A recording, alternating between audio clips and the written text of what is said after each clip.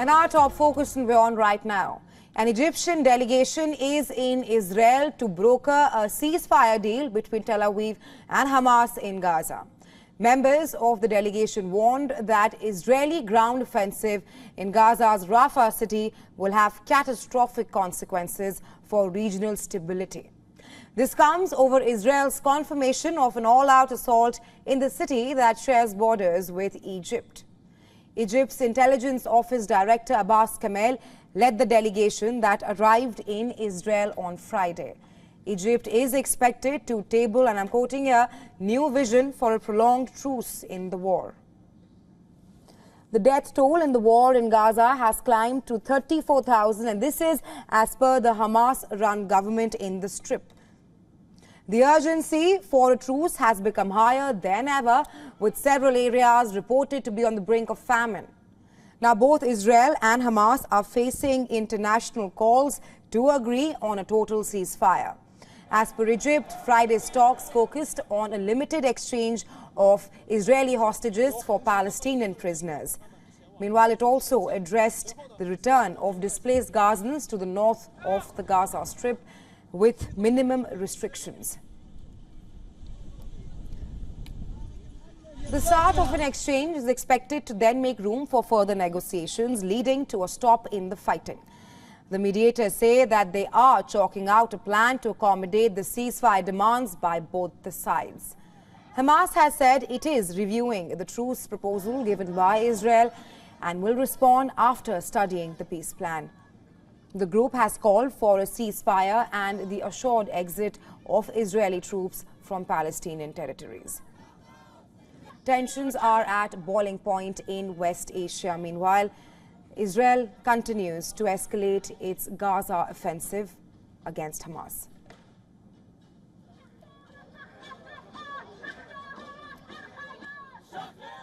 And they're doing this to eradicate the militant group. Well, fears are now intensifying of an imminent Israeli military offensive in Rafah. Israel sees the latest efforts to achieve a ceasefire and a hostage deal in the Gaza war as a last chance before the planned attack on the city of Rafah in the south of the Gaza Strip. Keeping that in mind, according to reports, top American diplomat Anthony Blinken is planning to travel to Israel on Tuesday after returning from his trip to China. Reports suggest that Blinken will travel to Israel to meet with Israeli Prime Minister Benjamin Netanyahu and other senior officials. Well, as Blinken plans to visit Israel, the Israeli military has amassed dozens of tanks and armored vehicles along its border with the southern Gaza Strip in what appears to be a preparation for an invasion of the border city of Rafah. The tanks and armored vehicles are stationed near Israel's Kerem Shalom crossing next to Rafah. Israeli leaders say that Rafah is Hamas's last stronghold in Gaza, disregarding international opposition. Prime Minister Netanyahu has vowed to invade this city located along the Egyptian border as a part of his plan to destroy Hamas in response to the group's October 7th attack in southern Israel. The move comes after over 6 months of the ongoing war. Moreover, as the tensions remain high in the region, according to reports, two rival Palestinian groups, Hamas and Fatah, held talks in Beijing as they aim to end their internal divisions. The report came after a major power shuffle in the Fatah-led West Bank as Washington pressured the party to step into the war and prepare post-war reforms in Hamas-controlled Gaza Strip. And for more on the current situation in West Asia, we were earlier joined by Dr. Avner Cohen, who is the Professor of Non-Proliferation and Terrorism Studies at the Middlebury Institute from the United States of America. Take a listen as to what he had to say on the current crisis in West Asia.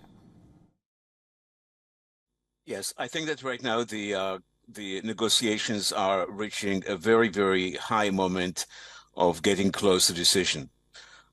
There is Israel's current proposal, informal proposal, not yet formally approved by the Prime Minister, is the most excessive, the most generous, and the closest to Hamas demands.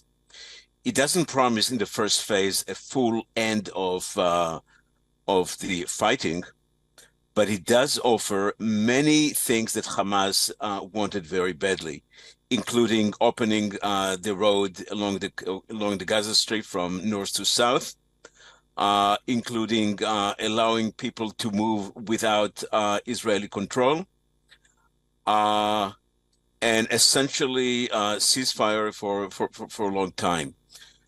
There is also a strong pressure in Israel right now on the prime minister, saying this is the last chance to get it. And I think there is more and more realization in Israel that without something close to the end of the fighting, even not formally signing that, there is no way to get back the hostages. And I think that Israel has been digesting, so to speak, that kind of realization, that kind of recognition.